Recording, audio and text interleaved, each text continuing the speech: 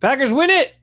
Packers not only beat the Bears in a stadium that was nearly empty, but the big thing about the win, of course, as we welcome Ben in, is the fact that it basically seals the division for the Packers pretty much. Pretty much. Because, I don't know, the Bears are floundering, which we like. The Vikings are still kind of hanging in there, but the Packers got a big lead now, and they're feeling pretty good about the North. So that is awesome. That was the big part about this win. And it was pretty fun. I mean, they blew them out and, all that sort of stuff. And there's stuff to talk about. There's lots of good stuff, and there's a little concerning stuff, but mostly good. We're not talking about concerning stuff. No. I don't want everybody to get concerned. Bernard always freaks out about stuff. I don't want him to freak out anymore. Hopefully he didn't freak out during that game. Hopefully not. But Ben wants to get through it. There's one thing to freak out about, but that was it. Otherwise, it was pretty good. Yeah, pretty good. 8-3. 8-3. I mean, come on, man. Matt LaFleur, 21-6 so far. As Packers head coach. 21-6. People told you they're going to be 8-3, driver's seat for the division. Still playing around. Hey, Bruce, how you doing? Still in play for the top seed, especially since they beat the Saints head-to-head. So even though the Saints got a better record right now, all you got to do is tie them, and you get the tiebreaker. Now, that's a whole nother discussion. We'll get into that later in the season as it gets colder and colder, because I still don't think the Packers having home field advantage throughout is really a great idea for them. But I don't either. Jason Eckes always wants them to have home field throughout. I'm like, dude, January football in Green Bay sucks for all people, including those who live around there. I just think when there's no fans.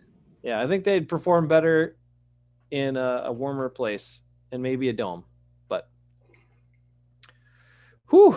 some wild stuff this week. But the biggest takeaway is Packers win it handily, more handily than anyone predicted on Friday night, by the way.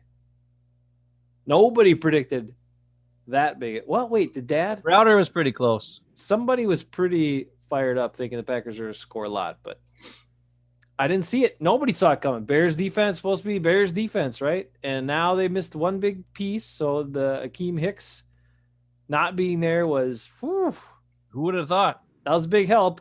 Bernard tipped us off on that on Friday night too. But that was a huge help, obviously. And it was actually really, didn't you think Tony Dungy, even though he's maybe not the best, he did point out some really interesting things during the game. Like he covered that really well, saying how if this is Akeem Hicks right here, you can't do a quick double team and then come off him, to go scrape on the linebacker with the center. You basically have two guys committed to him the whole time until you get past him. And because he wasn't there, the Packers could do that. And they did a bunch of double team blocks in this game. And then they did a lot of good stuff. A lot of good stuff. All I know is what I didn't like? What? Roquan Smith is my starting defensive player because he's been really good for the last I don't know how many weeks. And without Akeem Hicks there, he is, 0 tackles, 5 assisted tackles, and a whole bunch of 0 everything else. So he was, and he had a lot of bad plays. A lot of he looked like he should be a Packer inside linebacker. He was out of position and missing tackles and playing like a jerk a lot in that game, and that was good for us. But it just shows you what a dominant defensive tackle can do, and which the Packers don't have, by the way. But it makes you wonder, why did we give Kenny Clark all of that money? I guess because the Packers defense looks basically about the same as the Bears defense without Akeem Hicks. You got a high-paid outside linebacker who loafs it half the time. I was really surprised by that. Oof. Right. You got defensive tackles who are okay, but they can't really penetrate or get in the backfield. I mean, the only time the Packers got stuffed on runs really was when they tried going to the outside, which, otherwise when they were going up the middle, it worked almost every time. I mean, even Billy Turner sort of blocked the guy once in a while. We'll show some plays. We'll show some plays in just a pretty minute. good. Ben wants to get to the plays. We've had comments. People want to take, I guess how you doing? They want to take, I did get a haircut, Bruce. It was actually Friday. My 10-year-old finally gave me a haircut again. She got a little crazy, but it's fine. We're not going to talk about that. It's all right. It's hair. It grows back. For me, it grows back. So I'm not that worried about it. I know there's plenty of guys my age where it doesn't grow back for them and they get upset when I talk about how fast my hair grows. So I won't talk about it anymore. Bruce loved Jamal Williams. So much Jamal Williams in the game. No, he didn't. But I figured this, Ben, this was when the Packers got the lead. They were like, this is a save Aaron Jones game. That's what I thought they were going for. Until they put him in there, and his offensive line in front of him on that drive, by the way, was David Bakhtiari, Runyon Bunyan at left guard, who played well, Jenke at center, Jenkies, the great Billy Turner at right guard. Let me tell you, genius move, versatile, and Ricky, I can't block anybody in the running game, Wagner at right tackle. And then you put Aaron Jones in there. Yeah. I literally thought, come on, okay, they're just saving Jones. He's going to get, whatever. And then they throw him back late in the game. And I'm like, what are you doing? Just give these carries to Williams. Listen, this is Jamal Williams time, baby. This is positive day. I don't want to get on the negative. I'm just saying, like, hey, let's think about it. I'm saving that for Friday. Friday, I'm going to have some stats that are going to shock people. Oh, shocker. I don't even have them yet. I haven't even looked them up. I'm just assuming they're going to be shocking. I'm going to look up plays in the game. How many plays Aaron Jones is in the game? Like with the percentage of plays he's in the game. That's what I want to know. I'll tell you what. Fully healthy and ready to go. What's the percentage of Aaron Jones in the game? And then I'm going to compare that to other running backs who are top-notch running backs in the NFL who have gotten over 15 touchdowns in a season at any point in their career. And then I'm going to see how many times they're actually in the game. Not how many carries they get, not how many catches they get, how many times they're in the actual game. But that's for Friday. I don't want to be negative today. I want to be happy today. I know, but you said you were kind of tired, so I had to wake you up with something. So I got you woken up. Okay, well, now, yeah, right. For a little bit. All right, here we go. See how far I can last. To Positive Town. Let's go. Oh, not yet. We're still in Negative Town. Oh, Negative Town? Okay, hey, all right, what else you got? Because I got to get to Blaz. Blaz has made a lot of awesome comments recently. Let's do that. Get to some. All right. Let's do that. Blaz is our Slovakian fan. I don't know how he found our show, but he did. You're welcome, Blaz. No, actually, thank you for checking us out here all the way over in Wisconsin and Minnesota, sort of. Wisconsin in his heart. Ben will always carry Wisconsin in his heart. Now, it was really interesting because a few weeks ago, before we were previewing the Colts game, I have to say this one because it was a quick thing. I'm catching up on some Blaz good stuff. When we were talking about Phillip Rivers, and then we mentioned the floaters, and then we got into the floaters game and played the old clip. He made a comment. He's like, that's really funny because as soon as you said floaters, I thought of turds floating in a river. And that was his comment, which was really funny. All right, next. That was just a side note. Blaz got kind of upset that we were hammering on the Bears and talking about the Bears suck. And then he's like, why don't you respect the opponent and all this sort of stuff and whatever. But then after he saw the Bears suck, then he's like, well, maybe the Bears do really suck. And they really suck. I did explain to him, though, that it was really, there's a song and it's just kind of playful. And I don't know, it's just kind of what we do and people do. But they do suck. And please remember this. When the Packers sucked back in the 70s and 80s and all that stuff, the Bears were hammering on us all the time and Bears fans. So that's also why we give it back to them. But we've been giving it to them for like 35 years, Ben. This is pretty bad. I watched a couple of Bears Bears shows, like some of these guys on YouTube that do Bears stuff. Oh my God. It's like end of the world. They're just like this team, they're just done with them. They want everybody gone. They want, full overhaul with the coaching staff, the GM, get them out of here, change a bunch of players, quarterback. They're just done with it. And they're just done. I mean, this team could win the last 5 games and they'd still be like, I don't care. Because you're just going to blow in the playoffs anyway. So get out of here. They're just done with this team. It's pretty. I feel ugly. Bad. I feel bad. I don't. I also feel good. It's weird. It's not when it comes to Bears. Yeah. I feel sorry for the Lions because they've never won anything ever. And they always suck. Like they're never, ever, ever, ever good. Like they've never, ever been good. And the Vikings, I kind of feel sorry because they've gotten to they got into 4 Super Bowls in the 70s and didn't win. And they get to the NFC Championship game and then they blow it, but they missed a kick or Bart Favre throwing across his body in the middle of the freaking field like a ding dong or something dumb like that. So like, sometimes I root for the Vikings if the Packers aren't in it. But I got to be honest, I will never root for the Bears in the playoffs. Never. It's just never going to happen. If the Bears are in the playoffs, I don't care who they're playing, unless it's Russell Wilson, the Seahawks, then I'll root for the Bears. Otherwise, I'm rooting for the Bears to lose against whoever they play. Period.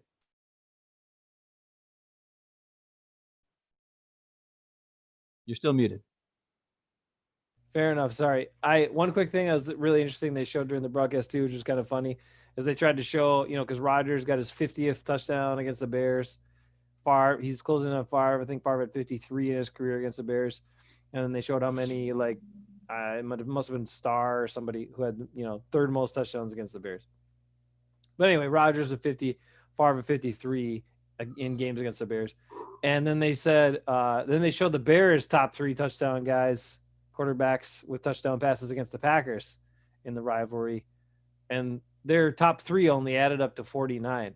So their top 3 quarterbacks over the years against the Packers haven't even had as many touchdowns against the Packers as Aaron Rodgers has had or Brett Favre. It's so sad. Those Bears shows too, they're just flipping out. They're like, we were looking for a quarterback for I don't know how many years. And they talked about how the Packers have dominated this rivalry in the last 35 years.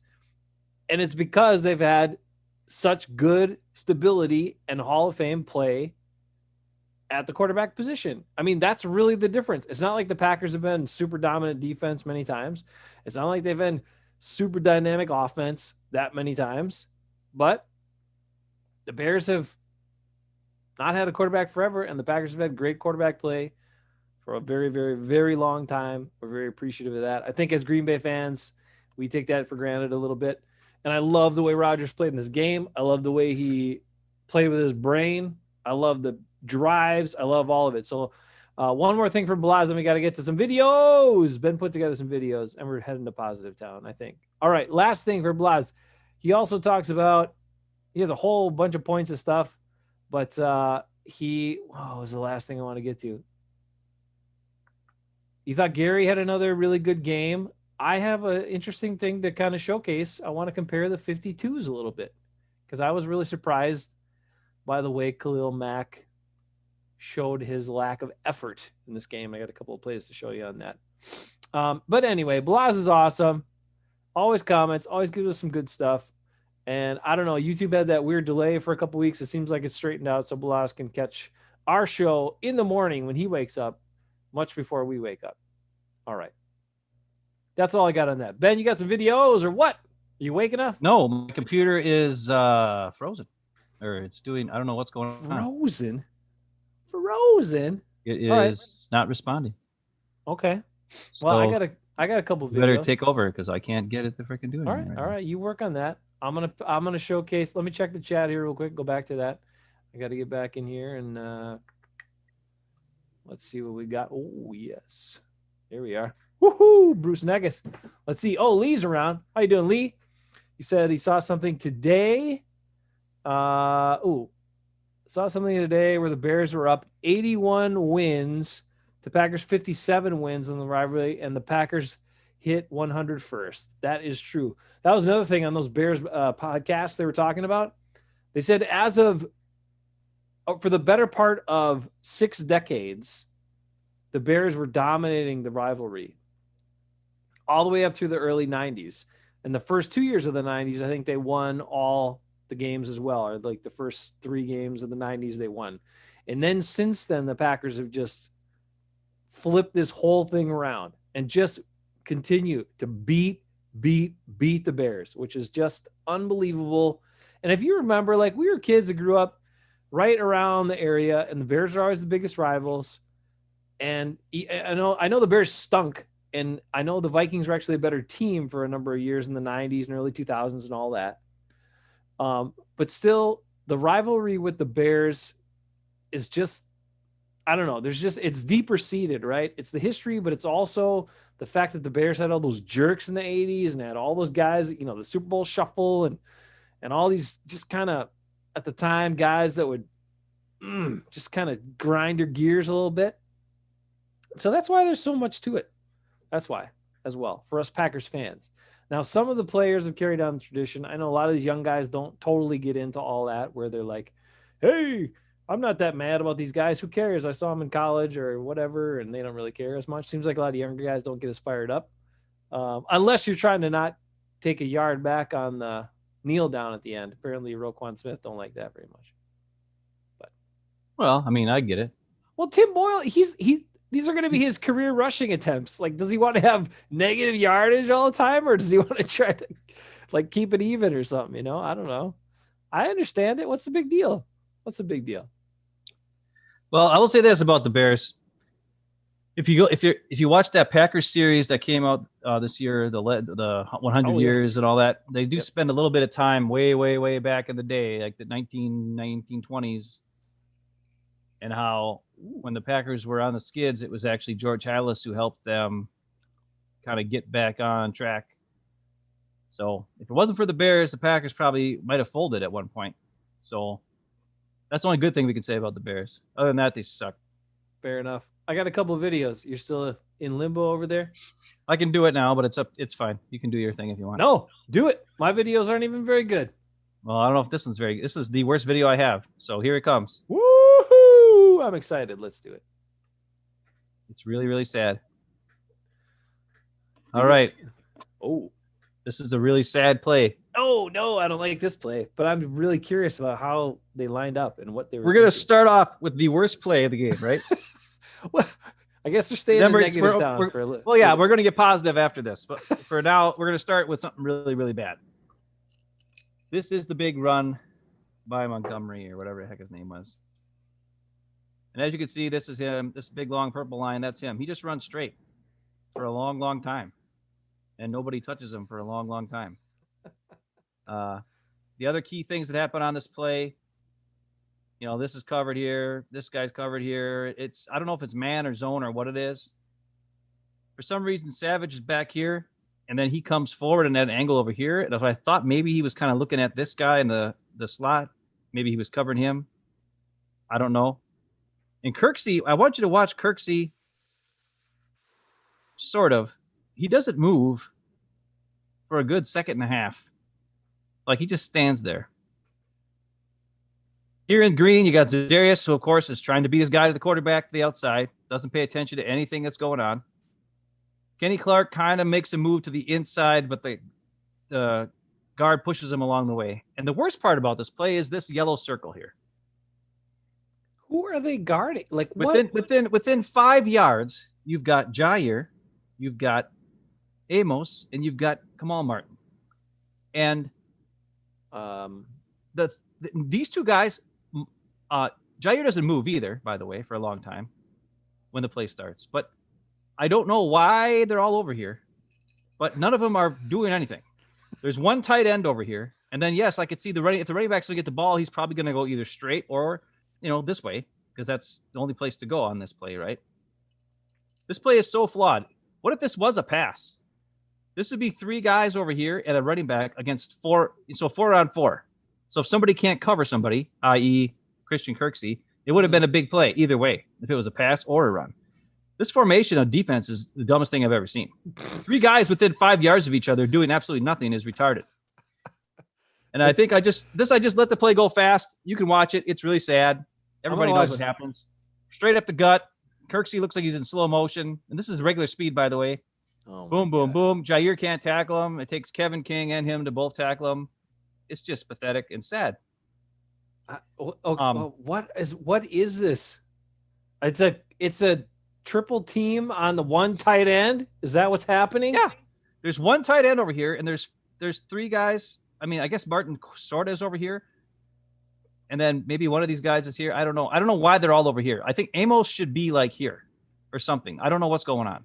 All right. The other thing I want to point out is, look at this. Yeah. Okay. So you look how Lowry is shaded outside shoulder of the guard. Outside shoulder of the guard. So there's no way he's going to get across that guard's face.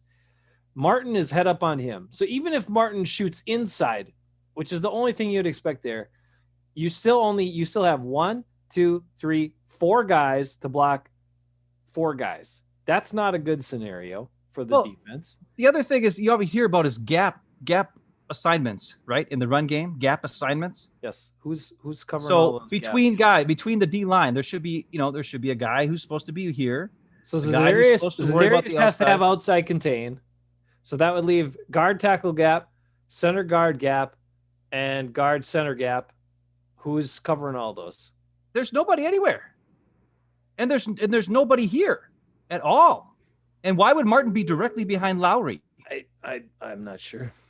I don't know what this is like. Really, it's confusing to me. Like I can understand this defense if it's 3rd and 16, but it's 2nd and 7. There's a good chance it's going to be a run.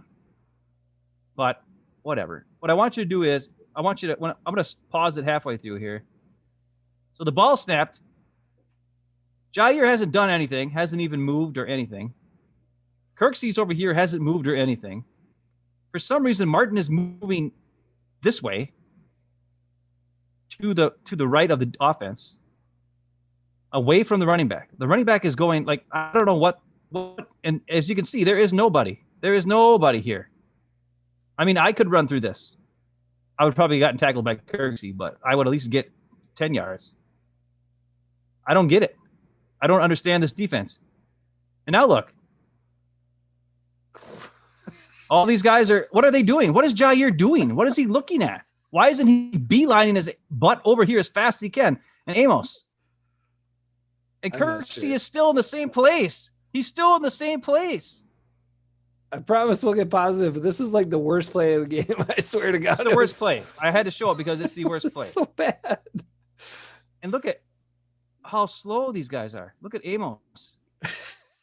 I mean, we're lucky Jair is fast enough to catch him and slow him down a little bit so that Kevin King's slow butt could sort of get there.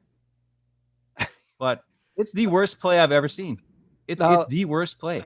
The thing is here, we're going to focus on a lot of good stuff after this. But the thing is, I don't want people, just because of the way the score was and how big of a lead the Packers had after 3 quarters, don't fool yourselves and think that this defense was playing well, because they were not. No. They did get some turnovers, and that was huge. Yeah. Okay. Savage made some good plays, some great catches. Okay, that's big for a D-back. Kevin King dropped a pick that could have stopped the touchdown, but whatever. But the big thing is here, when they had to actually play straight up defense, they still look the same. There's still a lot of concerning things. And we've talked about it before. We'll dig into it more. There's some specific guys we think probably should be replaced. But also it seems like Mike Pettin just needs to, like, these guys don't know what they're doing some of the time. That was just a lining up situation. Right, I don't know what they were lining up in. It's just weird. I mean, that's why if you're like, you talk to these, or you see some of these guys that play these other teams where they basically play the same defense pretty much the whole time. Every play. Yeah. Like, then your guys aren't going to screw it up because they know what they're supposed to do. So please just simplify it for these guys, because they don't know what their assignments are or how to line up or what gap they're supposed to have or what their job is. So just make it easier. Like, come on, man. It's way better to at least have a guy in a spot where he might make a play than have nobody in those spots and not give him a chance to make a play. Yeah. Yes, Lee Kirksey needs less snaps. Yes. He's one that needs to be replaced, and we'll dig into him a little more on Friday. Okay, you got some other plays? Are we going to positive town? I got halfway. We're going to halfway positive town. We're on our way to positive town. Gradually. We're first going to show you. Yeah. So Kevin Savage was asked about his first interception he had, and he said it was a similar play to the Vikings play that he got beat on in week 1. So I wanted to show that play, and the 2 people I want you to look at, I don't know if you can see my cursor right here by the 30-yard line. That's Savage. He's covering Thielen, sort of, in a zone of some type. And Amos is playing back safety. The difference between this is I think this is a zone, and Savage is not looking. He's looking at the quarterback and not looking at Thielen after a while. And he gets all turned around goofy. And Amos is too slow to get his butt to the end zone to try to stop it. Now, Savage turned around. But look at all this space. It's not good coverage on the wide receiver, and it's not good help from the safety at all. It's just terrible. That's a good throw. And it's a great throw because it's Cousins. He's a good thrower. And the other thing I want you to watch is from this angle, watch Savage. He never turns around for the ball. He never actually looks for anything. He just runs. He realizes he's beat and takes off running for him. You can see down here, he's just running. He has no clue. He has no clue where the ball is, even though he's almost out of the end zone. So you'd think he would know, oh, hey, guess what? We're almost out of the end zone here. So I'm going to have to probably put my hand up or do something to try to slow this down. But he doesn't. So, but then what I want to do now is show you his 2 interceptions from Sunday and how different he is playing, and also the different coverage that was called, which helps him a great deal. Because he on the play in the Bears game, he was not the slot cover guy. He was the deep safety on this one, which makes a big difference. Because first of all, he's way faster than Amos, so he can get back there and cover. Also, this is the play right here. If you look here, you've got Chandon Sullivan, who's covering the slot receiver. So he's going to run that same route that Thielen ran. He's going to go up, do like an in route, and then come back. Same exact thing. This guy back here at the 25-yard line, that's Savage. And he recognizes the route and then jumps back, right, and covers. But the key to this is watch Chandon Sullivan and watch how he sticks to this guy like glue in man coverage. He does not let him go. He's on him the whole time. And because of that, get that free Savage to go up and make that pick. And that's the big difference of this play. Because Savage is turned all the way around and comes all the way back this way. But look at Chandon. He's with him. He does not let him go. And then next thing you know, boom, we're in the end zone, and Savage makes a great catch, unlike Kevin King, who can't catch. Yeah, it's a really great play. Gets his feet down, gets down. I mean, great catch. Right. But the difference was the 2 guys playing the route. Yep. One guy is a cover guy. The other guy is a fast free safety. The opposite of before, where it was a safety coverage you can't cover and a slow safety. And that's how they took away that route. And it was a great freaking play by both those guys. And Chandon Sullivan deserves just as much credit, though for sure Savage deserves credit because he actually caught the ball, which, Kevin King didn't do, and he was wide open in the end zone and hit him in the hands. Now, this is the second. I'm just going to show this play because it'll bring something up later on. This is the play where we just missed Devontae on that deep play action pass where Rodgers kind of threw it a little bit under. He got him underthrown, and he looks at top of the screen here. He's open, and Rodgers underthrows him, and then it gets broken up. It was the very next play. That's why right after the interception, and I couldn't find the other interception fast enough, so I just let it go, just so we could see what happens. But protection was good. The protection is actually way better on this play than it was on the Tunyon touchdown. Right. But that one actually worked because I think, we'll get to that later. But all right, so now what I want to do is show you. A lot of people think that Trubisky's an idiot for throwing these 2 picks. He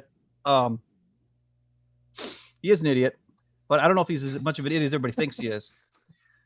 So on this route here, the inside guy is the guy he's trying to throw the ball to. He's in purple. He's got this route where he goes deep crossing route, right? These other guys are man on man. They're covered fine. Amos is back here playing deep safety. These guys are up here. This is going to be a blitz to the inside, and all that. That doesn't really matter. But Savage comes forward because he must have to come forward to play like a robber position or something where he comes in and he takes away the middle of the field or whatever it is. But he reads that something's going on behind him, and because nobody else comes out to pass route on this, he's able to turn around and go make a play on the ball. And the weird part is Trubisky should have threw this ball. I understand why he threw it, because if you look here, if you look what Savage is doing, Savage is flat-footed right now, right? He's flat-footed, but he is watching Trubisky the whole time, and Savage has already turned around and started going away to try to break up this pass. Kevin King is beat. Amos is so far away, he's not going to be able to do anything. Wow, look at that. It's weird because when you watch it on the TV, when you watch the game, it looked like Trubisky's dumb. He's throwing it at triple coverage. Not really. If Savage would have stayed at his assignment and probably in this robber position, it probably would have been a completed pass for a huge gain. But Savage read, hey, nobody's coming out anymore. Screw this. I'm going to go back and cover somebody and help out my guys, right? So that's a great play by Savage. Trubisky is first throwing it now. And Savage has already got his head turned around. He knows he's got deep help. So he can take the chance and go for the pick. Jumps up, whoop, boom, picks that sucker off. And that was just a great play. Savage is showing us in this game the ability to read what's going on behind the line of scrimmage and adjust his pattern of what he's supposed to be doing, wherever he's supposed to be going, based on the deep routes. And he's making plays and jumping up and grabbing the ball. I mean, that's ball hawk skills right there. Boom. When you're making plays like that, that's huge. And I just wanted to, I think I have one more time here in full speed so you can see just how fast he gets around, turns around, jumps up, and makes the play on the wide shot. Because I had to show it again in regular speed instead of slow motion. Look at him. Choo, choo, choo, choo, choo, jump up. It's beautiful. It's beautiful. It looks like triple coverage, but if Savage wouldn't have been there, that would have been a completed pass for freaking 25, 30 yards. And that's two huge turnovers that Savage got for us that I don't think, to be honest, in week one, he had the skills or the knowledge or the playing ability to do. And now he's making plays back there. He's reading what the corner is doing. He's reading what they're trying to do maybe to him. Maybe some teams are trying to target him, or I don't know what they're doing. But I mean, it was genius. It was great. Well, I think what it's showing you, I think what it's showing you is this, right? Is that Savage needs to be in more positions where he can roam and do some stuff because of his speed, which you would think the coaching staff would have thought to do that right away with him. But instead they had him playing like these weird, either split safety, playing super deep and soft and whatever, and not letting anything get behind you. Like, no, let the guy make a play. That shows you he has recovery speed. Just let him use his instincts. The other interesting thing is Amos has said in recent interviews that, he's made most of his plays and likes being up around the line of scrimmage. And I agree. That's where he should be. He's a pretty good tackler. Yes. He's not terribly fast, but he has good instincts and he's a pretty good tackler. He's good against the run. If he gets a chuck on a tight end, he can hang with that guy. So let's do some stuff with these safeties that actually plays to their strengths a little bit. Like, I want to see it. And Savage just showed you right there. Now, Amos in that play being 30 yards off, I don't like it, but whatever. Somebody's got to be deep, I guess.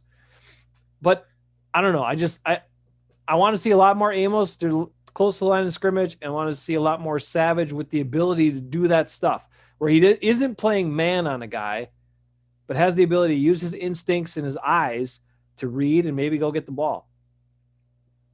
Well, it's good. It just shows that he studied some things. He learned a couple things.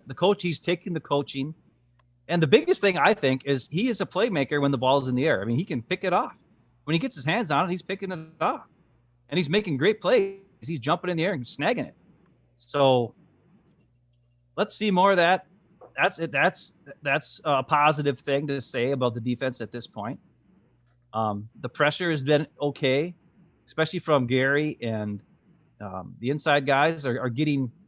They're not always getting there, but they're collapsing the pocket and making the quarterback have to maybe throw it before he wants to, or whatever the case is, or maybe he's not able to see everything that's happening because the pocket's collapsed around him. Because sometimes you can't see over the top of those guys. Like that's the thing I don't understand also about these edge rushers. They always want to go around. When you go around, it leaves an open hole for a sneak attack run by the quarterback, and it also leaves an open hole for him to see what's going on in a nice, easy passing lane. If you bull rush and collapse the pocket on guys, especially like shorter guys, they can't see what's going on, and they don't have a throwing lane to throw. That's why Russell Wilson has all those deep passes, because he just chucks it up because he knows the guy's going to be there somewhere and throws it as far as he can or whatever it is. And he probably doesn't even have time to see that, but he just knows, well, I got DK Metcalf. I'll just chuck it up there and he'll jump up and grab it. And that's what happens.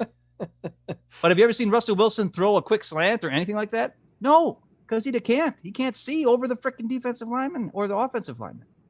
So if you rush on the edges like that, it just gives a quarterback easy out, either running or a free passing lane. And if you collapse the pocket like the guys have been doing lately, that takes away some stuff, and it makes them, get a little edgy in the pocket because they don't know where guys are coming from, and that also leads to, hey, guess what? A strip sack fumble, because Well, should they Trubisky's face mask him a little bit, but you know. Yeah, well, that's But I mean, he's coming up. He had guys all around him. He was just trying to get out of there, right? Because he had Gary on one side. He had Z over here. He had Kenny Clark coming at him. He had guys grabbing him from all different sides. He didn't know what was going on. I mean, he was going to fumble that whether he got a face mask or not. It was because of bull rush pressure. It wasn't. They weren't trying to get around anybody. They were just collapsing the pocket on him, and then it led to a strip sack fumble. So that's cool stuff for the defense. It's better. It's better than what we have been seeing like weeks and weeks ago. Yeah. But that's also the Bears' offensive line, which sucks and whatever. I don't know. Let me show you something here then real quick. It kind of ties in with let's do it. It kind of ties in with that because I even when some of these guys, I like the energy better by the defense in this game. But I also think what the Packers did an okay job. I wanted to see a more dominant handling of the Bears' offensive line because they're so bad. It wasn't dominant, but they did compress the pocket a number of times. And a big key to that is Rashawn Gary. Rashawn Gary's play helps them out a lot in that situation because he's always coming with energy, regardless of what happens. And he's giving it good effort. And he's also, they use him outside. They've used him inside. I want to show there's actually a play I have coming up here that's got a stunt where he comes to the inside and gets double teamed. And a lot of times you see guys get double teamed and they just shut it down. He doesn't just shut it down. He's at least fighting through it, but he tries to free up Kenny Clark on a switch here where Kenny Clark loops out around him. So it's pretty sweet. Sweet. But what I wanted to bring up was when I went back and watched the highlights, I couldn't believe how the lack of effort I saw from Khalil Mack. So, we've hammered on Za'Darius for being a slacker at times this year, and we saw it. And of course, he had the ankle injury and some other stuff.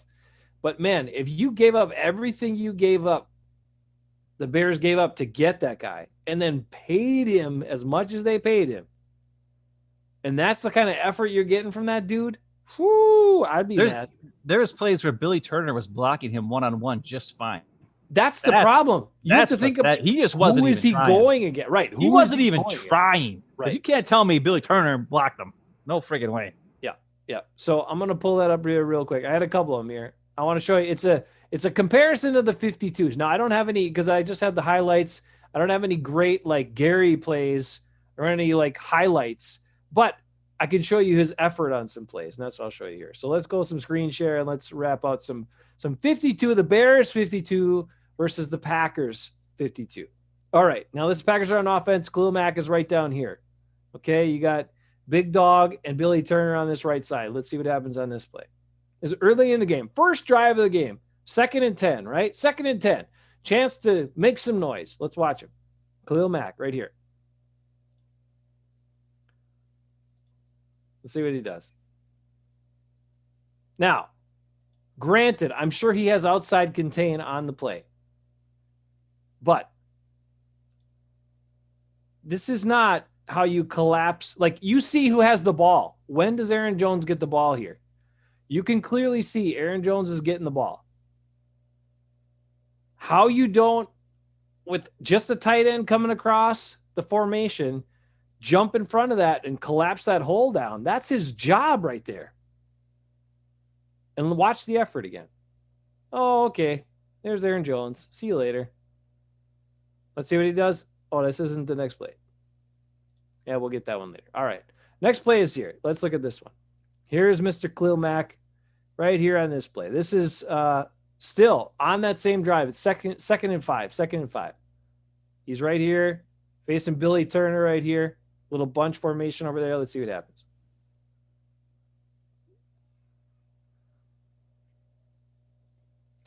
All right, what do you think of that?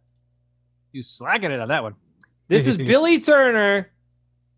Billy Turner. Look at Billy Turner on the run block. Arms behind him. All he did was stand up and go, oh, you want to hug for a second? Or let's hold our hands out and touch each other? Let's play Billy Turner tag. That's all he had to do. I mean, that is not, and you can see the running back clearly has the ball. There's a different thing, okay? You play your responsibility to set the edge, yes, but there was no flow of the line or running back towards the edge. So in that case, as the outside guy, you crash down and you try to collapse that hole so it's not such a big hole. And that's the effort you get out of that dude. Man, I was a Bears fan, I would be really mad. All right. Now here's a play where he tries really hard. So some plays he slacks off. Here's a play he tries really hard, and then he gets this result. So watch this play. 3rd and 4, Packers are driving. He beats this man. Oh, but Aaron Rodgers, the oldest guy in the league, almost gets away from him. And he makes it a 4th and short, and the Packers convert on the 4th and short. So Mr. Khalil Mack, a little dejected after that one. I totally get it. All right, let's flip the script here. Let's look at Rashawn Gary's effort. All right, you're not going to see a big play here. It's not a sack. But let's look at his effort. Here's a 1st down and 10. Packers have a 27-3 lead. Yes. It's a 2-minute drive for the Bears. But let's watch Gary. He's down here in the bottom. See what he does. He's going. Beats his guy at the field. Okay, the ball gets out fast, but he was going hard the whole time. Now, the very next play I want you to watch. Why was that receiver that wide open? That's what I want to know. Well, because they didn't want to cover him. Here he is again, right here. Kenny Clark's right here. Gary's right here. You got trips formation here, a little bunch right there. So Darius, Preston, they're both standing up. They're not ready to go, but that's fine. But these two guys are pretty. Watch what he does in this play. He gets double teamed. But most guys, like you see, they get a double team and they just kind of stand there. Oh, okay, I'm double teamed. I'm blocked. He fights through it. Watch him. He took on 3 guys at first. Snot out. He took on 3 dudes. And he gave Kenny Clark a good chance to get up around there. Missed tackle. They didn't finish it. But watch it one more time. It's just an effort thing, right? He's got 3 guys blocking him at first. He's got a guy hugging him, holding him, grabbing his back, but he's still at least trying to press through it. He's not giving up.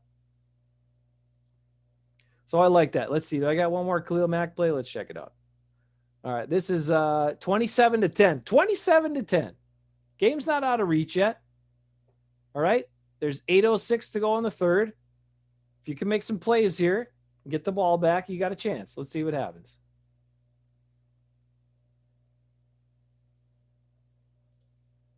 Take a look at that. This is Billy Turner, mind you. Billy Turner blocking Khalil Mack 1-on-1. All right, Savage here, watch him. Billy Turner doesn't do that to anybody, guys. Billy Turner does not get a push, turn a guy who had outside contain inside. He didn't do that to anybody, but he had a fun time. Billy Turner had a fun time blocking Khalil Mack in this game. That's how poor the effort was of Khalil Mack. So I just want to do a comparison of the 52s. And at least in that game, I'll take our 52 over the Bears' really expensive 52. All right. Yeah, the Bears 52 cost them 2 first-round picks? A lot. And a whole crap ton of money. Where our 52 cost us just the first-round pick. Now, it was the 12th overall pick. But, and it took us a year to make something happen. It's a lot better than the Jordan Love first-round pick because that's going to take 4 years or 5 years before it matters. And then by that time, he'll be super expensive. So yay for us. By the way, I put way too much vodka in this drink. Woo! Oh, you can't do that. You took some of my plays there, bro. Oh, well, I was just looking at Khalil Mack and Rashawn Gary, so I wasn't looking at the rest of it. All right. Yes, A-Rod is – well, let me do that. I'm going to get out of the way, Ben. Then we'll get back to your plays. Huh? Bernard's talking about A-Rod for MVP. And I got to say this. I watched some crap. People talking about, Aaron Rodgers deserves to be in the conversation. In the conversation, Aaron Rodgers is the leading candidate for MVP right now and should be. But I watched one guy talk about in the media go, well, I like to say that, but I'm really just saying it. Because then really we just go back to, I want to say Aaron Rodgers deserves to be in the conversation. But then I still go Mahomes, Russell Wilson, maybe Big Ben, and Aaron Rodgers. All right. You want to take a look at that? You bunch of weasels.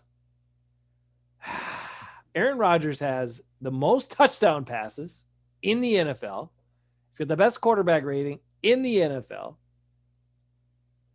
Yes, he has a little bit fewer yards than Pat Mahomes, but Pat Mahomes is throwing the ball a bunch more. So let's do another little screen share here. And let's just take a look. Did you know that, hey, just one quick stat. Did you know that Patrick Mahomes has the, before last night, I don't know what is, something might have changed then, but he had the number 1 receiver with the most yards on his team and the number 2 receiver with the most yards in the NFL on his team after last night. So Well, before the Monday night games happened, because Tyreek Hill is number 1 and Kelsey is number 2 in yards in the NFL right now. wow. So, I mean, that's some talent he's got. Yeah, he's got a bunch of toys to play with. Come on. All right, let's take a look at this here. Okay, we pull up the stats, courtesy ESPN. Let's even just make us disappear here so we don't see that. All right, so yeah, Mahomes got the most yards. Okay, fine. Tom Brady's got a bunch of yards. Ooh, but Tom Brady, he got 11 picks. Ooh. Russell Wilson got 10. Yeah, okay. And he's got only 65% completion percentage. Oh, Russell Wilson, MVP, right, of the league. Okay, he's in there. Fine. Deshaun Watson. Aaron Rodgers, 6th in yards. Fine. Look at these attempts. Now, Deshaun Watson's got fewer attempts, and he's got more yards. He's got the most, but we talked about him, but yards per game. Let's look at the stats that really matter. It's not just yards, okay? Touchdowns are how you score points and win. And my man, Aaron Rodgers, has got the most touchdowns. All right, let's just compare TDs and interceptions right now. Aaron Rodgers, 33 touchdowns to 4 picks. Russell Wilson, no, he's the MVP candidate. 31 touchdowns, 10 picks, and he's got some fumbles. Remember, he had 10 turnovers in a 4-game span there where they lost 3 games. Patty Mahomes, 30-2. Okay, he's doing great. But for you to say Patrick Mahomes still MVP candidate, leading candidate, and not even talk about Aaron Rodgers being right there with him, no, that's wrong. And then they want to bring in Roethlisberger. Like, I get his team is 10-0, but okay, I mean, he's doing fine, but that's not an MVP line. 24 touchdowns, 5 picks. That's great for him. He'll have been sacked 10 times. That's pretty good. Dude, for Ben Roethlisberger, that's like outstanding right there. That touchdown interception ratio, woo, yes. But that doesn't mean he's better than these guys that are much better than him. And then we got the ratings. Rodgers got the top rating passer. Mahomes is a little bit behind. Watson's up there too. But Watson ain't winning no MVP. We know that. And then we got the Trent Dilfer QBR. Okay. Patrick Mahomes, yes, sneaks it out just by a hair. 86.2, Rodgers 85.2. So for anybody that's not talking about Rodgers as the MVP or right there, you know what I'm thinking? I'm smelling a little Brett Favre co-MVP this year, Ben. That's what I'm smelling.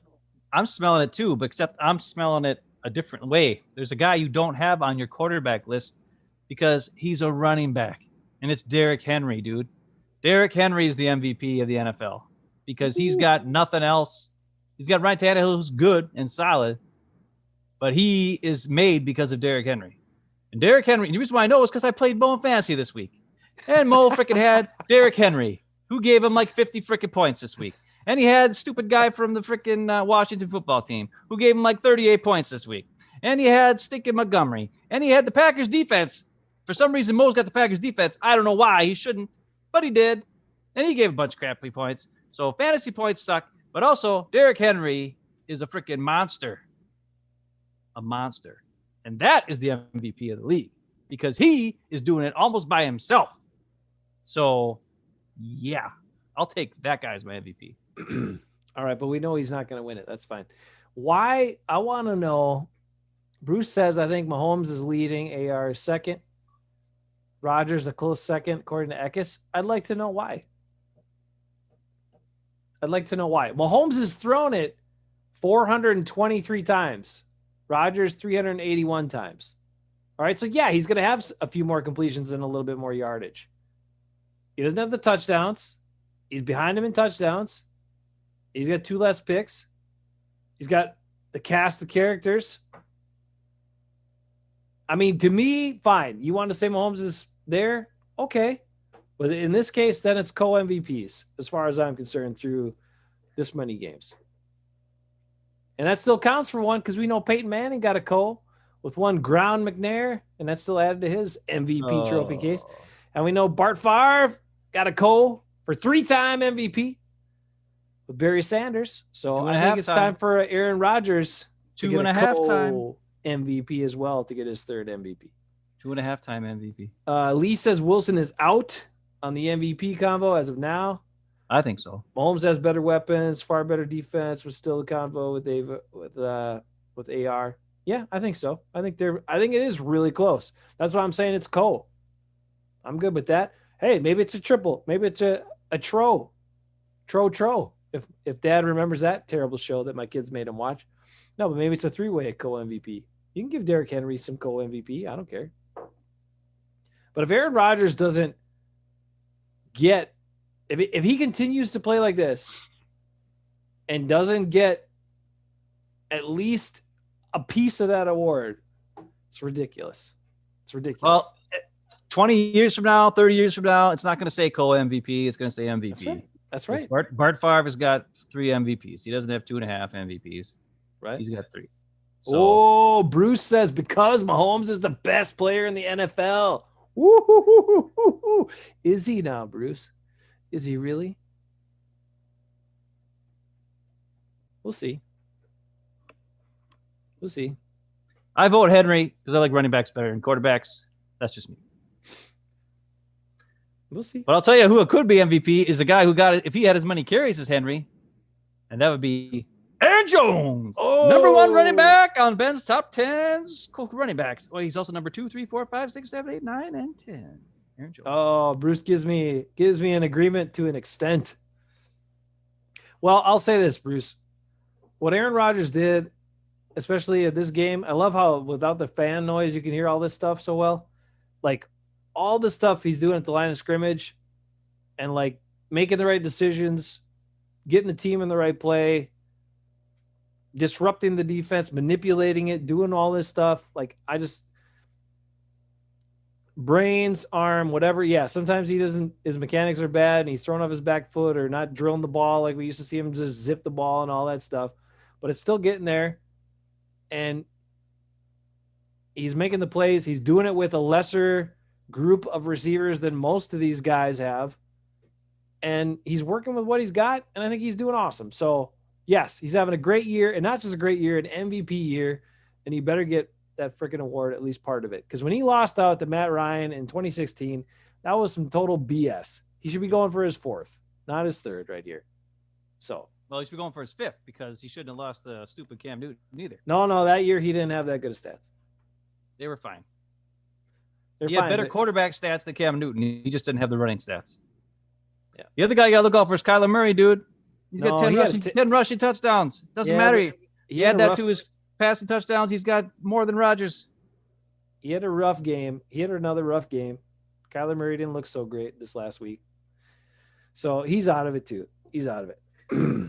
Rodgers just got to keep doing what he's doing, man. Let's see some good plays. Let's go. All right, here we go. This is the Allen Lazard touchdown drive.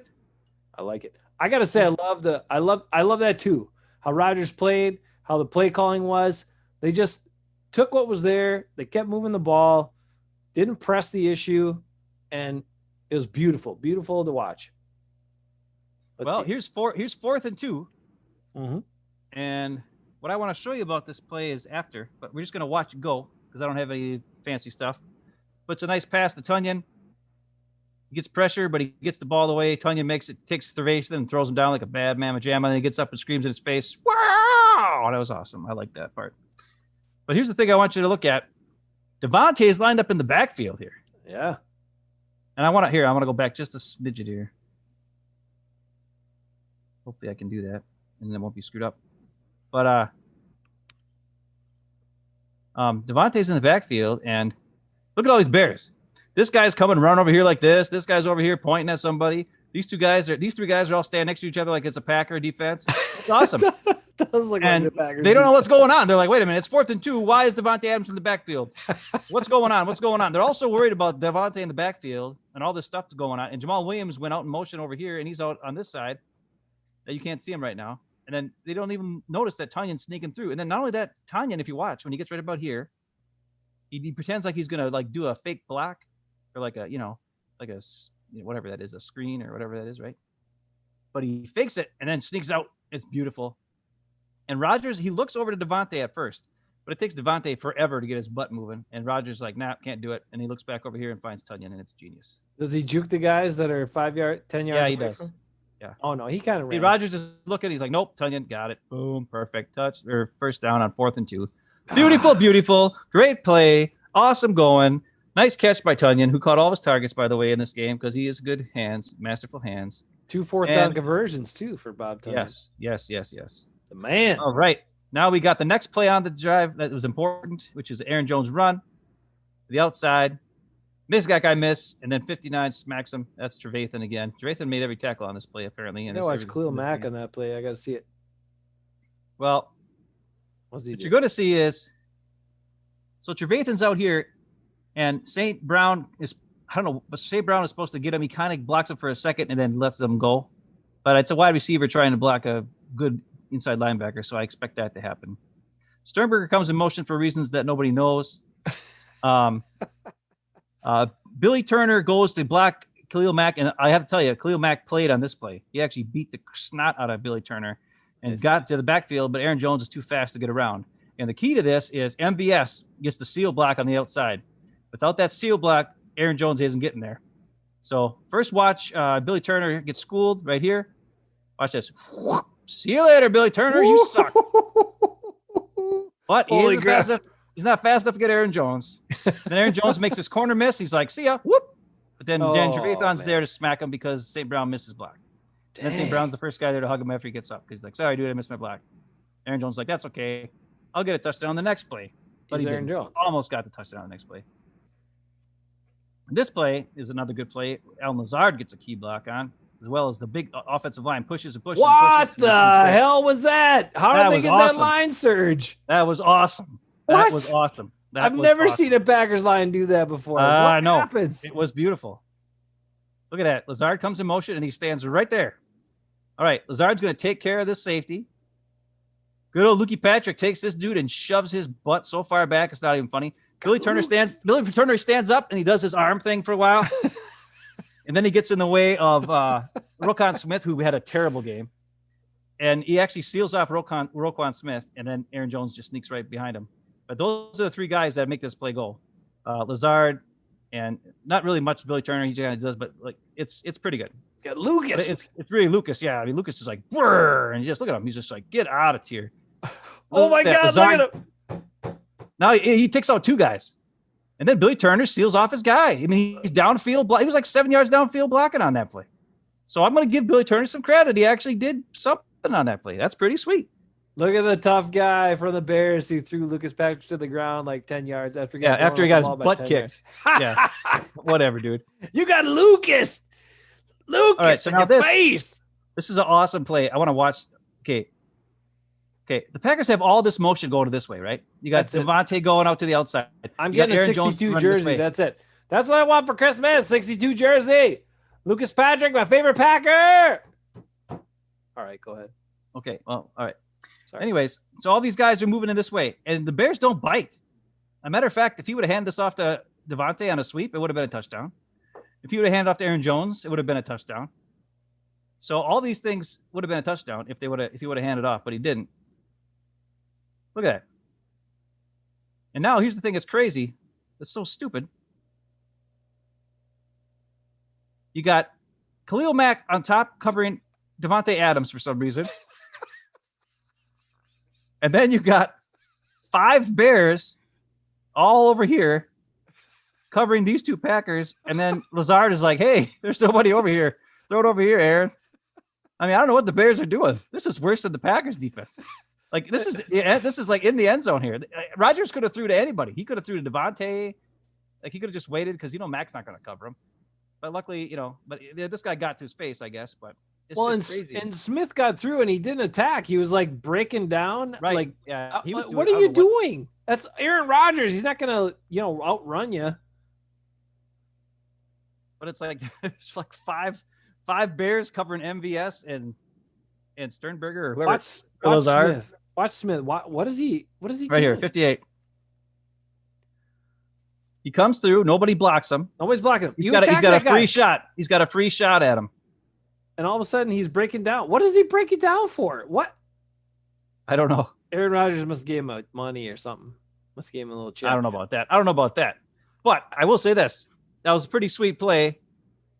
Pretty bad defense by the Bears. supposed to be this great defense. I mean, that was ugly. That was ugly defense. And Aaron Rodgers buys enough time, throws off his back foot. Lazard is smart enough to get, because that wasn't Lazard's play. He knew to get to the open hole. He got to the open spot, got a touchdown. That was great. It was pretty awesome. Dang. Bruce is still on the Mahomes thing. All right, Bruce. Prove it to you. We'll see. We'll see Mahomes in Super Bowl 55. Maybe. Hope so. As long as Lucas Patrick is playing, they'll get there, baby. Dang, Lucas Patrick. Lucas Patrick had a great game. The Packers. Elton Jenkins had a great game. All those guys played great. It was a great freaking game for the offensive line, dude. They pushed. Even Billy Turner was okay. It was like really, really awesome. But now I want to play a couple plays in a row that give love to a guy that I usually talk smack about. Are you ready? Yep. Let's see it. This is the final touchdown drive. These are the big plays of the final touchdown drive. All right, let's see it. This is an awesome play. It's 3rd and 10. So, I mean, they've got to pick this up. They've got to pick this up. The best part about this is, if you look here in the orange, that's Tunyon.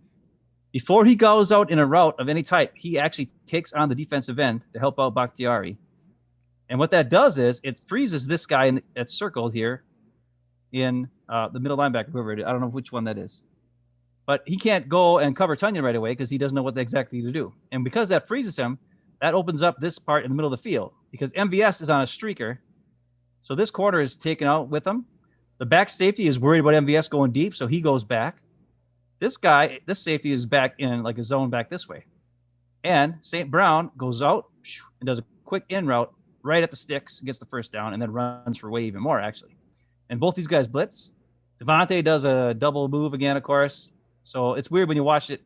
He's about at the 40-yard line. Both these other two guys are like way up here by the time. It's like I don't know, this double move stuff. I don't know what to say about it. It's starting to freak me out a little bit when I watch the Devontae double moves, but watch this.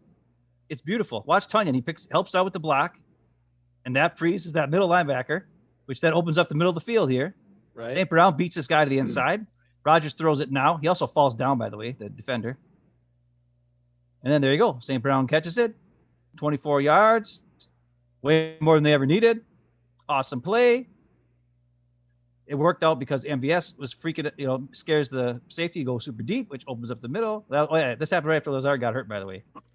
MVS, too. And the protection is pretty good.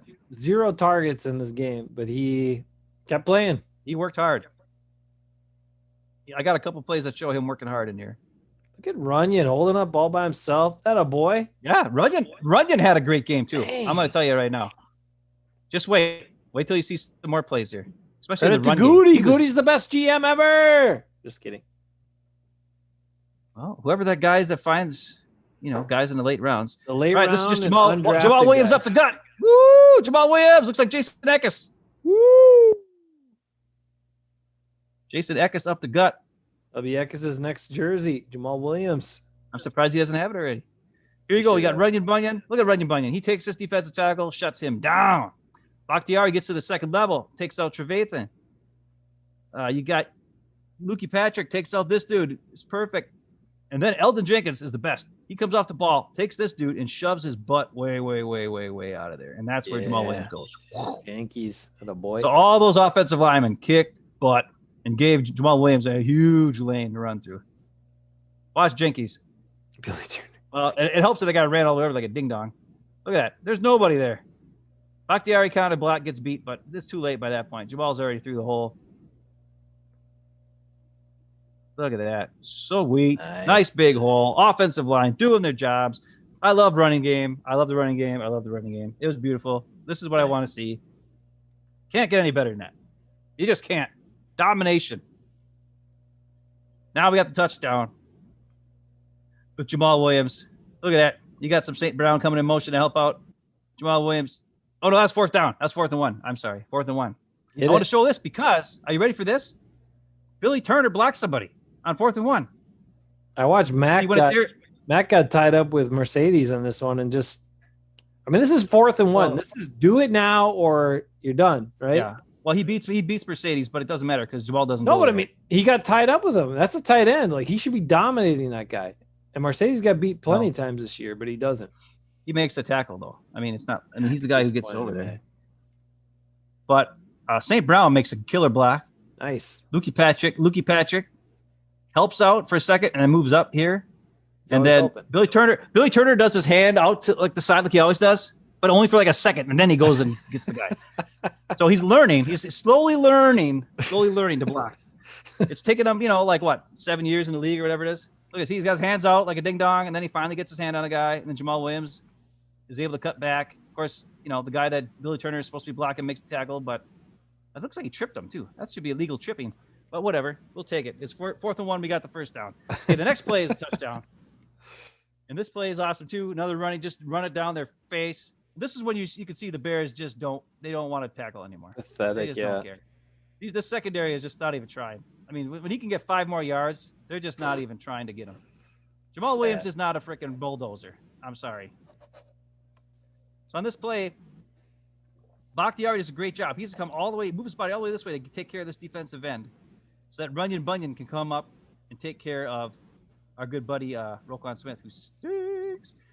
And then also when St. Brown moves in motion this way, it kind of freezes these two defensive backs. They don't really know what the heck's going on. They kind of go this way, but they don't really attack. And by the time Jamal Williams gets a head of steam going, they're like, yeah, this game's over. We don't really feel like freaking getting in the way. But the reason why I circle Rodgers is I want to watch Rodgers on this play. When he goes back, he turns his body to the right as if the play is going to be run to the right, and he sticks the ball way, way, way, way out there. And at the last minute, he comes back around and switches it over to the left, so that Jamal Williams can get it. So it looks like, if anybody's actually looking back there, they might think the run's going this way, but it was actually going back up the middle. So it's kind of cool to watch Rodgers do that. That's pretty sweet. So watch Rodgers on this play when he sticks that ball way out there. Makes people think that ball's coming. Oh, yeah, it's going to be. No, it ain't. Psych. And look at that big, giant hole. Woo-hoo-hoo-hoo. Oh, my God. And then this guy doesn't want anything to do with him. Look at him.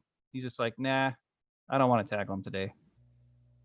They'll give you an easy touchdown. It wasn't easy. He worked hard. It looked like he was, like when you watched it live, it was like, whoa, Jamal Williams, blah, blah, blah. But really, it wasn't. It was a giant hole, and the defensive backs didn't want to tackle. But I just showed you some good, nice stuff there. You got Jamal Williams running hard. You got the offensive line blocking great.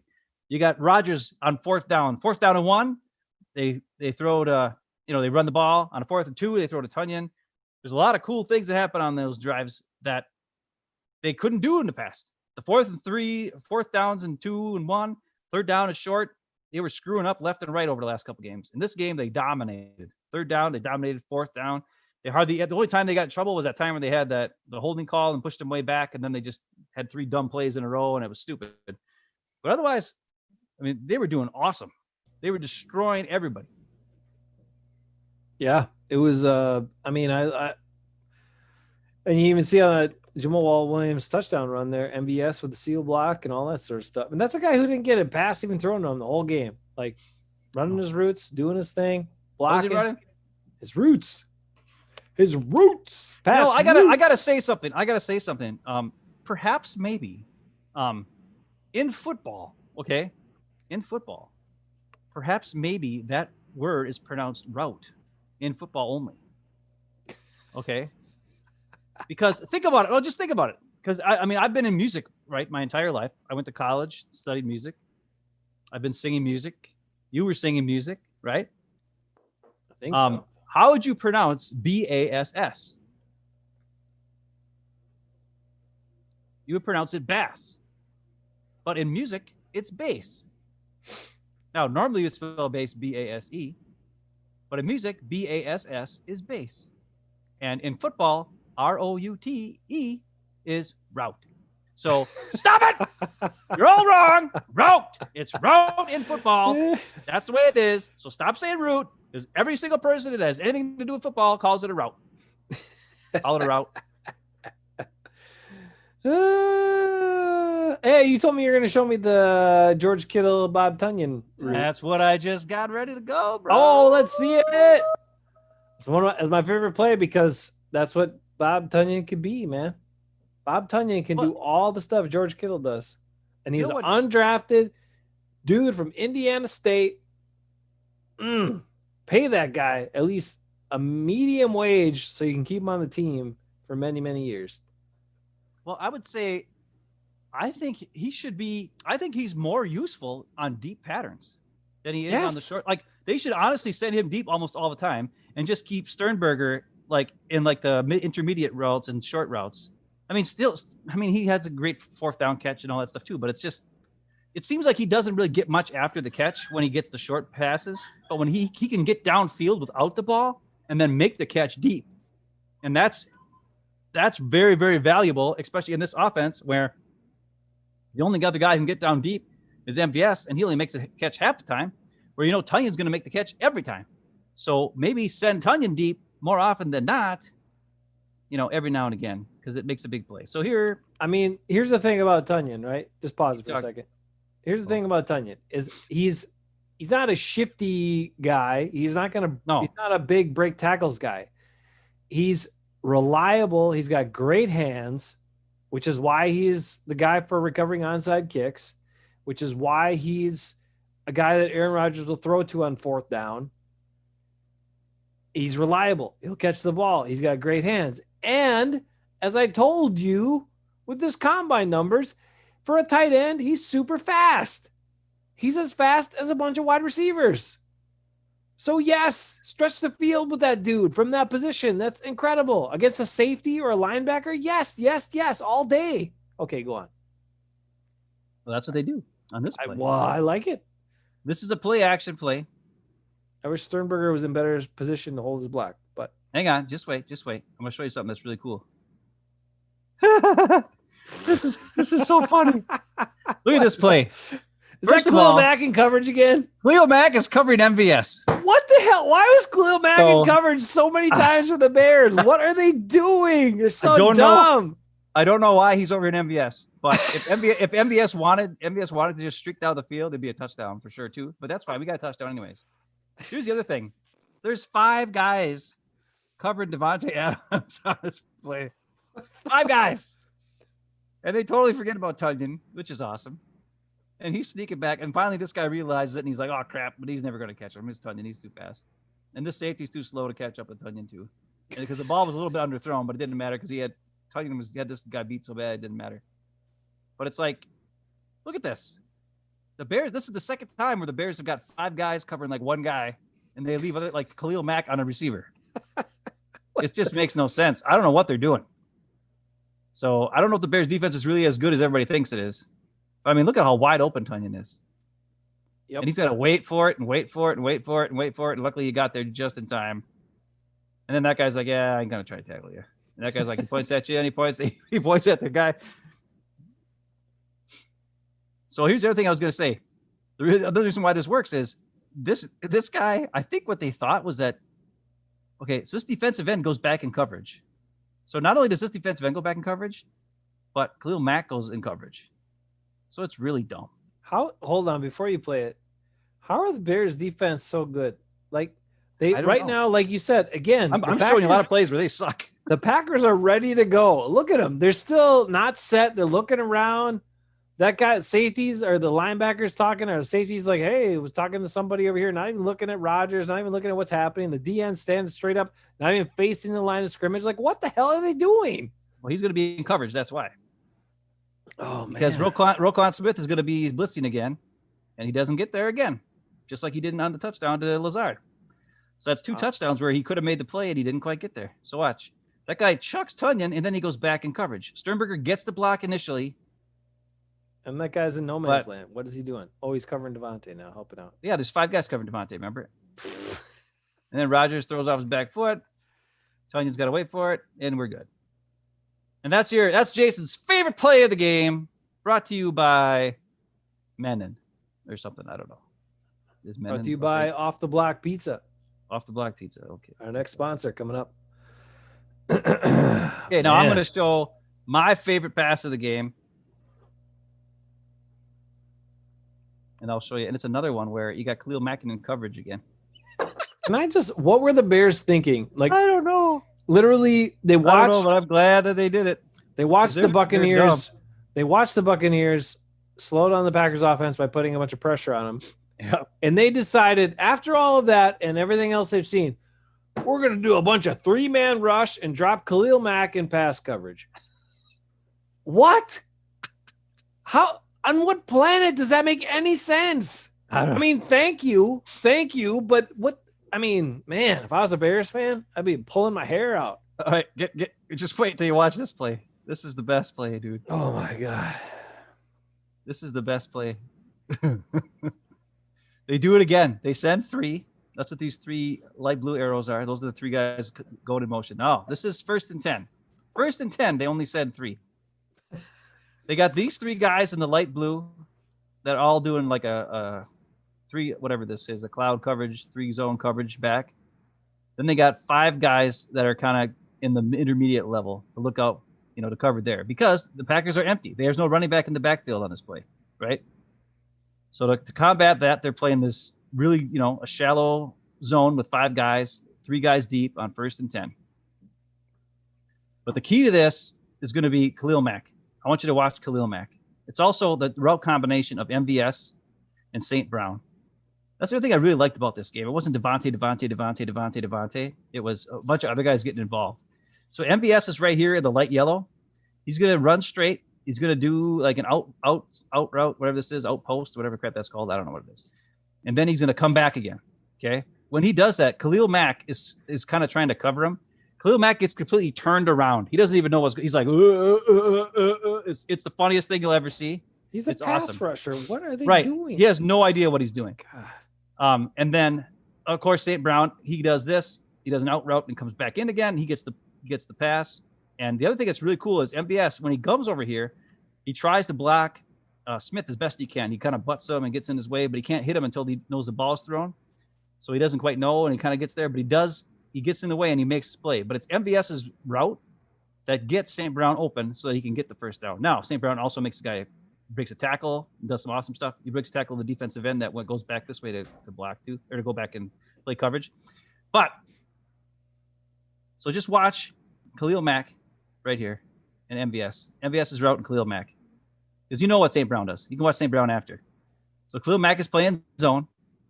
MVS looks like he's coming straight at him. And then he goes back around. And then look at him.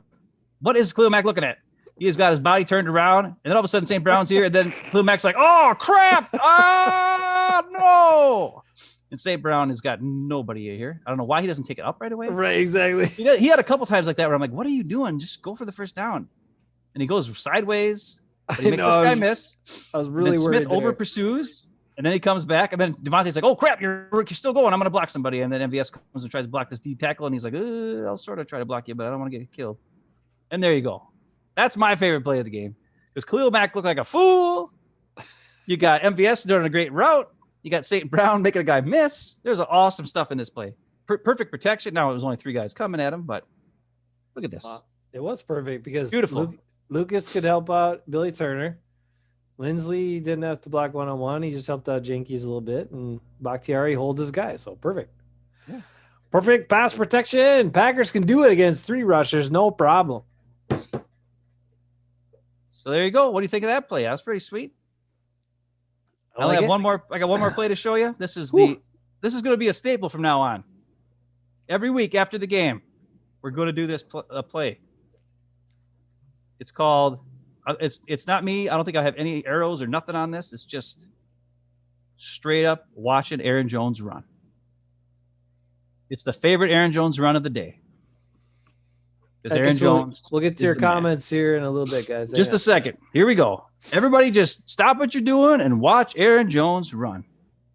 It is one of the most beautiful things you'll ever see. On this play, Aaron Jones shows you his speed, his agility, his toughness, his ability to break tackles, his ability to teleport from one from here to there in like a split second.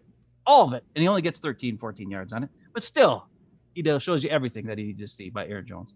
He is the man. Let's watch Aaron Jones. Here he goes. Makes that guy miss. He breaks that tackle. He runs over these guys. He runs through 3 more guys. Whoa! Agility, toughness, breaking tackles, destroying dudes. Aaron Jones is the man.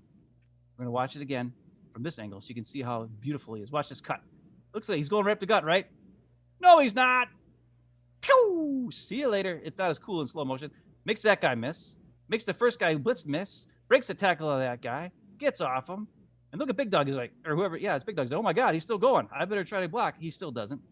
He's like, these guys go block. Nah, I don't need any of you. I'm just going to keep going and keep going and keep going and keep going because I'm Aaron Jones. Now, imagine if Aaron Jones got as many carries as Nick Chubb or Derrick Henry got. Imagine if Aaron Jones was in the game as much as Nick Chubb and or Derrick Henry and or Delvin Cook. But he's not. And we'll get to that on Friday. But I find all those stats because I want to find out. I want to find out just what crap is going on there. But I will say this. He's the man. And anybody who says otherwise is wrong.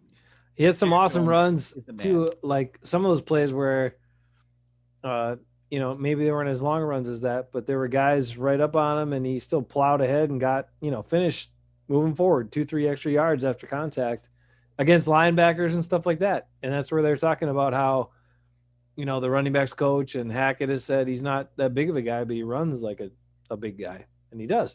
Somehow. I don't know how he does it, but he does. He's a better finisher of runs than Williams is, even though Williams is supposed to be the physical back or whatever. But anyway. All right, we get caught up in the chat here real quick. Let's see. Yep. Having Mac is like having Preston Smith in coverage, except Mac is way better than Preston Smith at rushing the passer, so it's even worse. Let's see.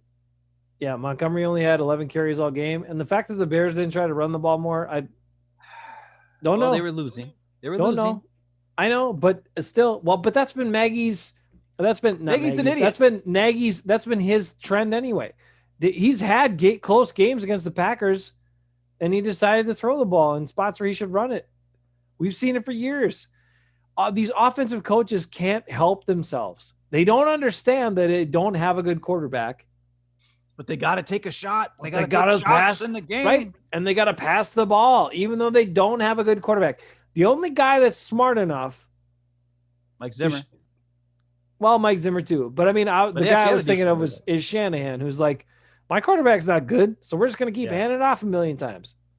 And I don't care if he throws 5 passes in this game. We're going to win. Yeah.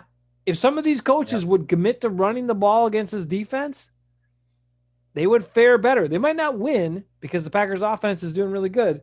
They might not win, but they would do better in the game. They would keep it closer. Yep. Eagles, Ben was saying that too. We'll talk about the Eagles more on Friday. Ben was saying the Eagles looked pretty tough last night against the Seahawks. They played hard. Yeah, they did. They played hard on defense. And they got, they got Dougie Peterson still. And a couple years ago, Wentz was better than Aaron Rodgers. Oh wait, no, he's not anymore. Oh yeah, that's right. Yeah, that's one of the biggest falls I think I've seen in a while. Freaking yeah, it's been bad. To go from almost an MVP of a team that was a Super Bowl caliber team, and then your backup quarterback comes in, wins a Super Bowl, and within 3 years you're considered almost like your fans want you replaced by the second round pick they just drafted this year. That's a fall. That is a fall. Bad. You go from an MVP conversation. At one point, he was like the highest paid quarterback in the NFL too for a while. I mean, wow, that's a big. I'd like to see how that. I don't know, man. But we'll get into that on Friday. Lee's talking about EQ's bad runs after catch. Yeah, I was confused too. He had a good run after catch, but he had a couple of weird ones where you're like, just go forward, dude. Like, why are you trying to run sideways? And it's like, just go forward. But I had that one where Sternberger was like leading him up perfectly if he just follows him. And then he decided, no, MBS was on the outside blocking. Yeah. It was a lot closer to the first down. But between MBS and there's a whole bunch of room, and Sternberger was leading up, and he decided to go to the outside around MBS's block, and you're like, dude. I know. What are you doing? I mean, I don't know. So you'd like to see, who I'd like to see, I guess, on that is Jake Kumaro in those spots. Oh, why did you have to say that? Maybe you'll see Tavon Austin in those spots. Tavon Austin, that's right. They got him, right? And some other guy. Some guy who didn't make the practice squad of the Bears or something, or the Raiders. So all right. We'll get into all that. But the point is, 41-25, Packers victory. Nobody called it. Trubisky was not good. He was terrible. We didn't expect him to be good.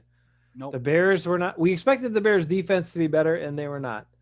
And the Packers were like, you guys don't want to play hard? We'll just light you up then. We don't care. Yeah, that was awesome. That P. was the best Smith. game I've watched since the 49ers game. P. Smith came alive a little bit. That's good for him. Gary played with effort. Z was better. Inside linebackers are a problem, though. We got to talk about the inside linebackers on Friday night because this Christian Kirksey business is, I don't like it. And they got to simplify. So we got some stuff to work on, but we got a handle on the division. We got a big win against the Bears, which you always got to love beating the Bears. Aaron Rodgers has now beaten the Bears 20 times, so you got to like that. 20 times, 20-5 in his career against the Bears. So, the Bears.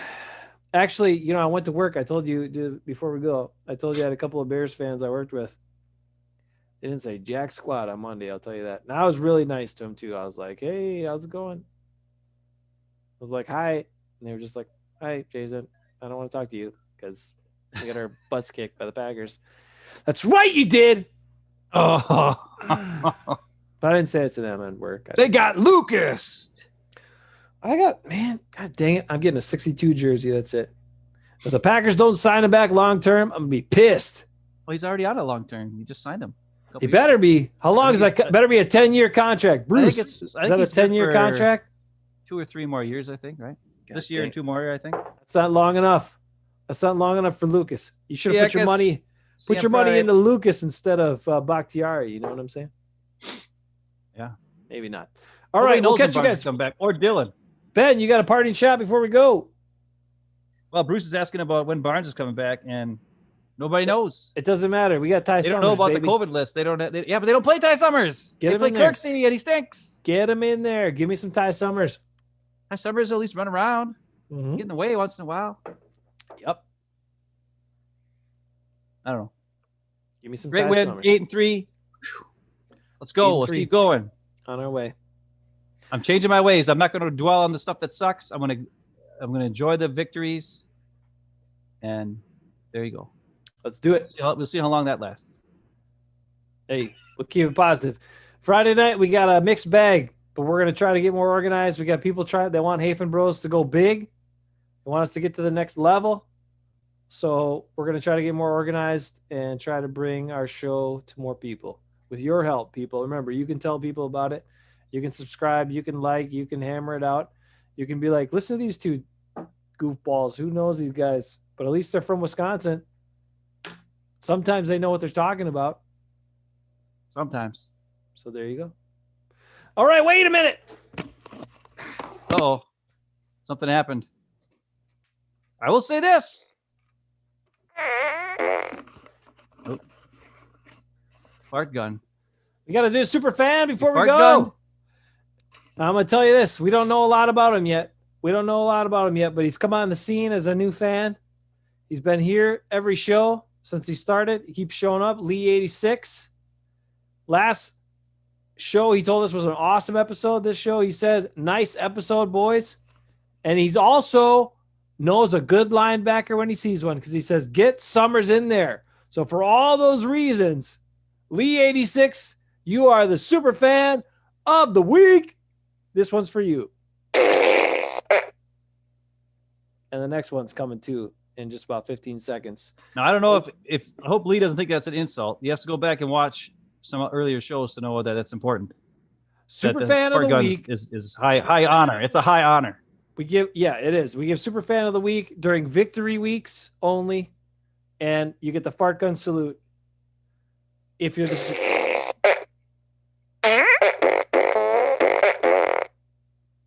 super fan of the week is Lee. Nice. Take care, everybody. Be safe. Stay well. Packers victory. We'll talk to you Friday night.